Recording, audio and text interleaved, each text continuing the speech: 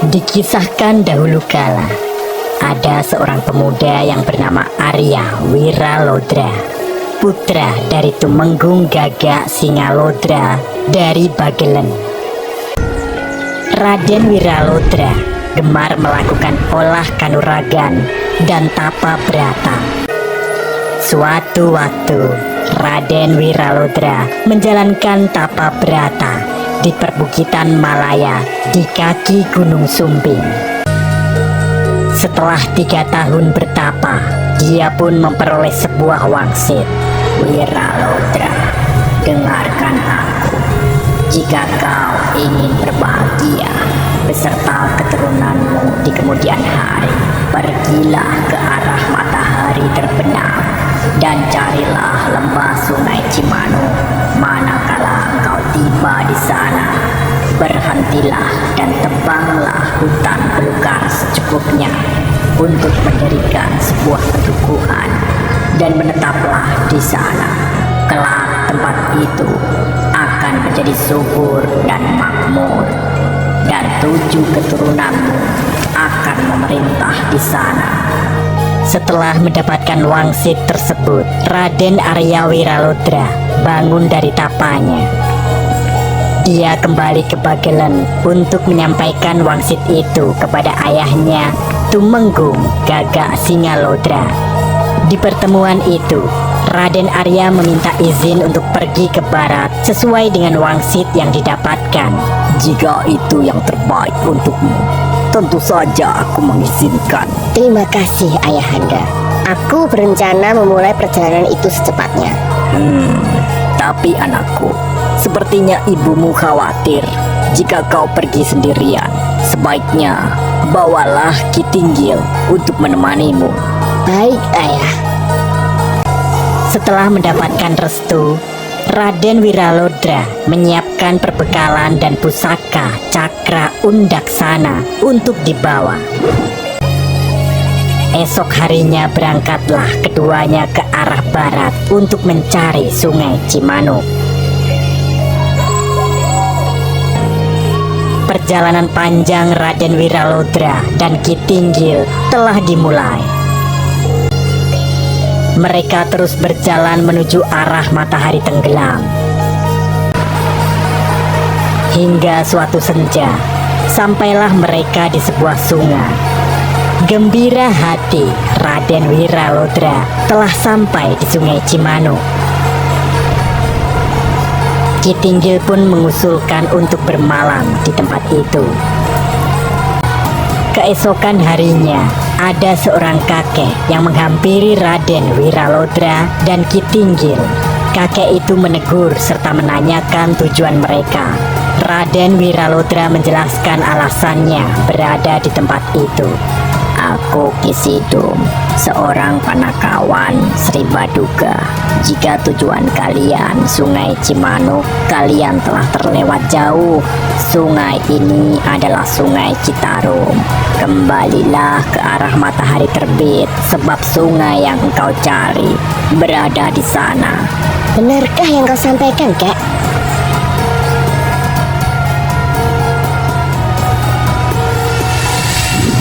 Belum selesai bercakap, kakek itu menghilang dari pandangan mereka. Meski Wiralodra masih ragu, namun akhirnya dia memutuskan untuk mengikuti saran dari kakek itu. Berhari-hari mereka berjalan menuju arah matahari terbit. Hingga akhirnya mereka menemukan sebuah sungai besar. Raden Arya berharap sungai itu adalah Cimanuk. Ketika berjalan menyusuri sungai tersebut, tak sengaja mereka melihat kebun yang luas.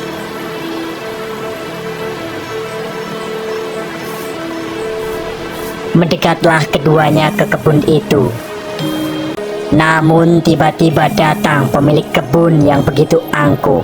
Hei, kalian pasti mau mencuri. Pergilah, jangan pernah menginjakkan kaki di tempat ini. Maaf Kisana, tak ada sedikit pun niatku. Tak mungkin, tak mungkin. Setiap orang yang datang ke sini pasti ingin mengambil hasil dari kebunku. Mendengar kata-kata itu, memuncaklah emosi Raden Wiralodra. Dengan cepat, dia akan membanting pemilik kebun itu. Seketika orang itu lenyap. Raden Arya terkejut dan kebingungan.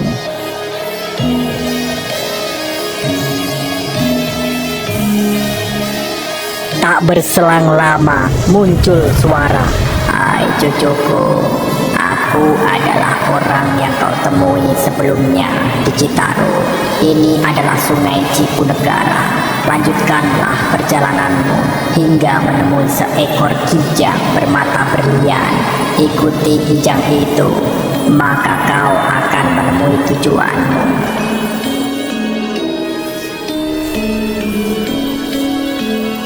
Raden Wiralodra pun melanjutkan perjalanan ke arah timur dengan berpedoman pada matahari terbit.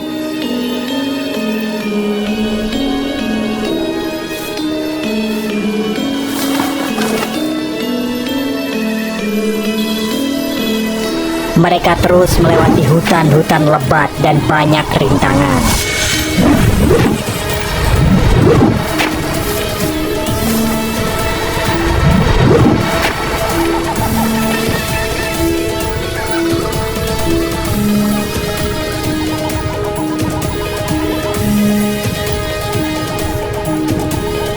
Ketika di tengah sebuah hutan, berjumpalah mereka dengan seorang gadis.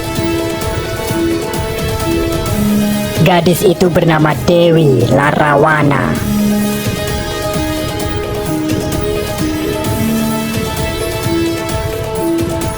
Anehnya, gadis itu memaksa Raden Wiralodra untuk mempersunting dirinya.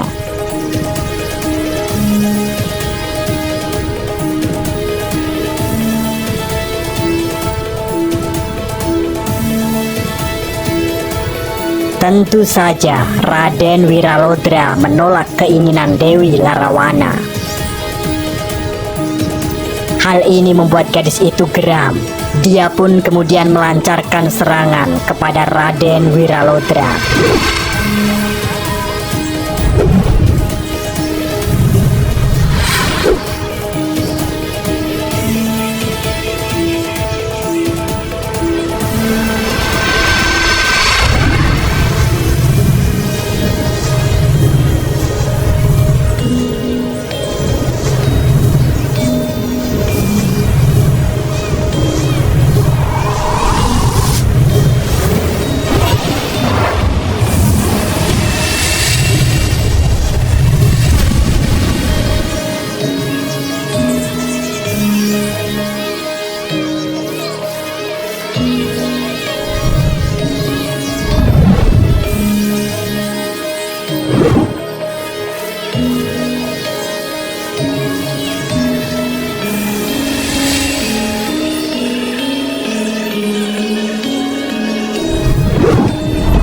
Raden Wiralodra mengeluarkan cakranya dan mengarahkan ke Larawana.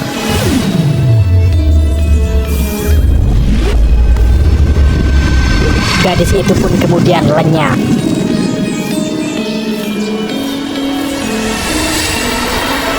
Bersamaan dengan itu, muncul seekor kijang bermata berlian. Raden Arya teringat pesan sebelumnya. Sepertinya inilah kijang yang dimaksud Kisidum.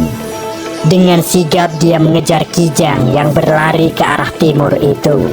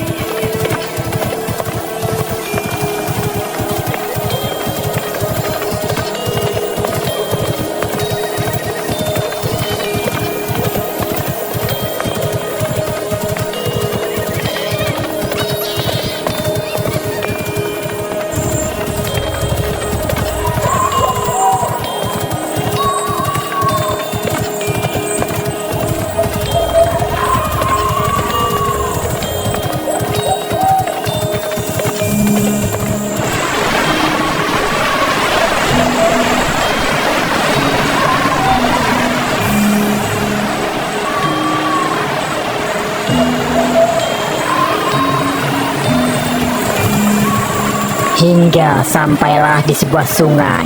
Kijang tersebut kemudian menghilang.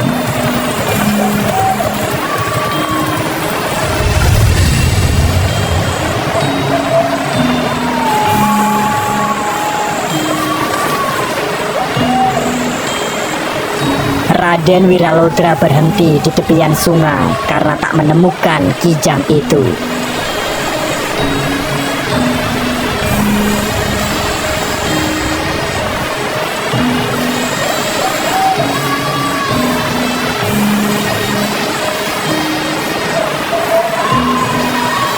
Dan memutuskan untuk beristirahat hingga tertidur karena terlalu lelah.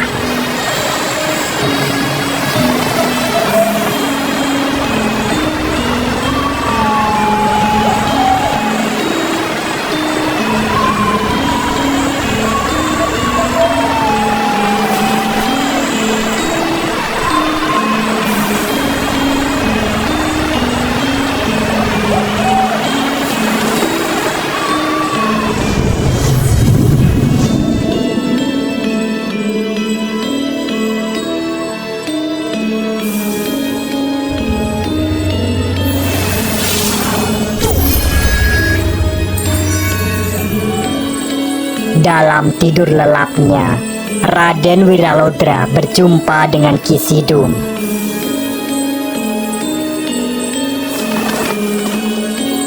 Inilah Sungai Cimanuk. Hutan sekitar sungai ini kelak akan menjadi tempat bermukim.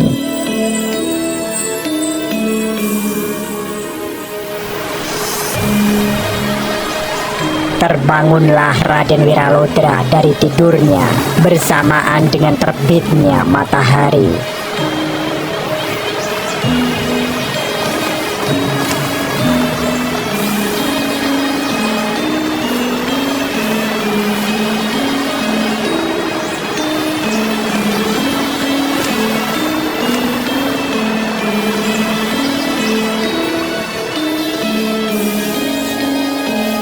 Setelah mendapatkan kejelasan dari mimpinya itu, Raden Arya Wiralodra dan Ki Tinggil akhirnya membuat gubuk dan membuka kebun.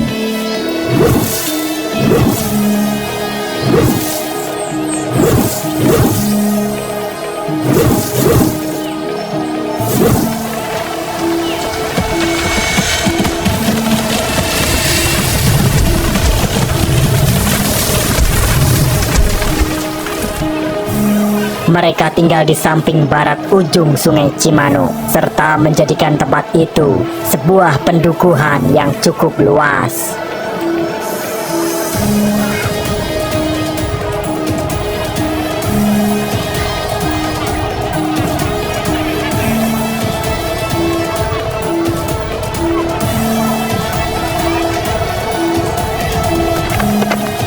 Suatu hari, Raden Wiralodra pulang ke Bagelen untuk melaporkan keberhasilannya membangun sebuah pedukuhan kepada ayahnya.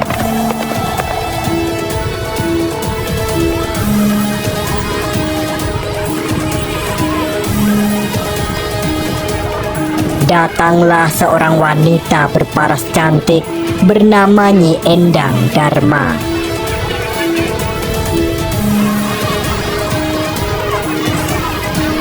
Dia pun turut serta dalam membangun pendukuhan itu.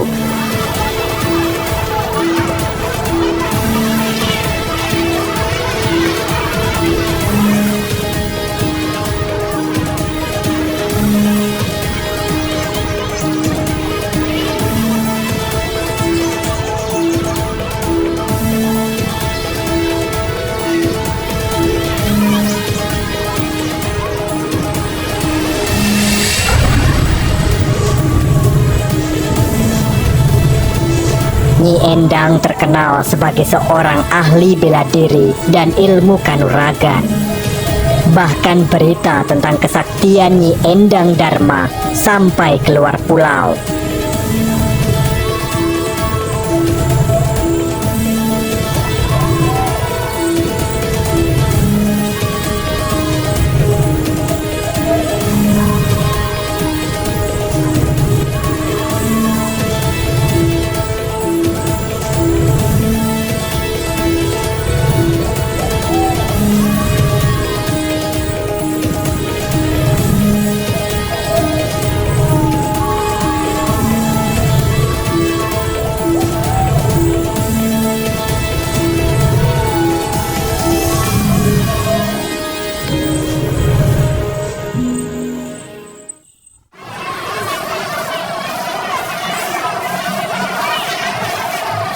Hingga suatu ketika, datanglah seorang pangeran guru dari Palembang ke lembah Cimanuk beserta 24 muridnya.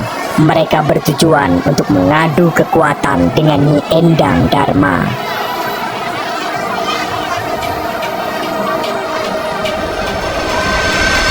Perang tanding pun tak terhindarkan.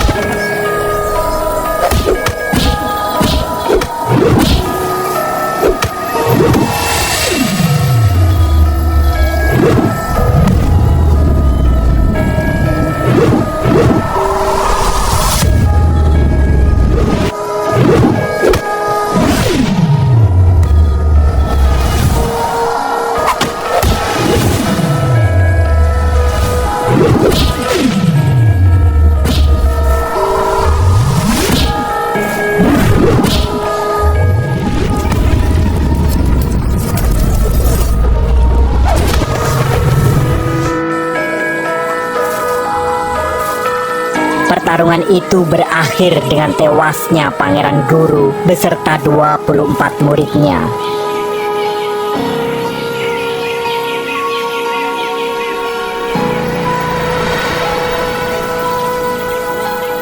Jasad mereka kemudian dikuburkan pada sebuah tempat. Kemudian tempat itu dikenal dengan Makam Selawe.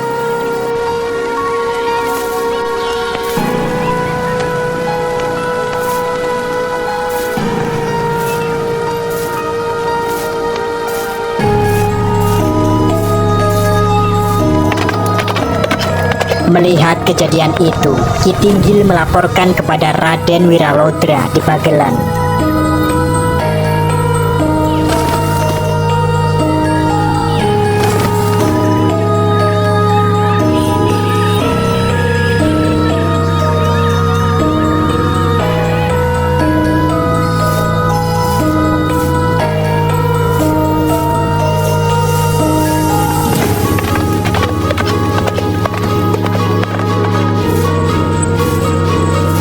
Raden Wiralodra pun kembali ke Cimanuk. Dia tertarik hatinya dan ingin menguji kesaktian Nyi Endang Dharma.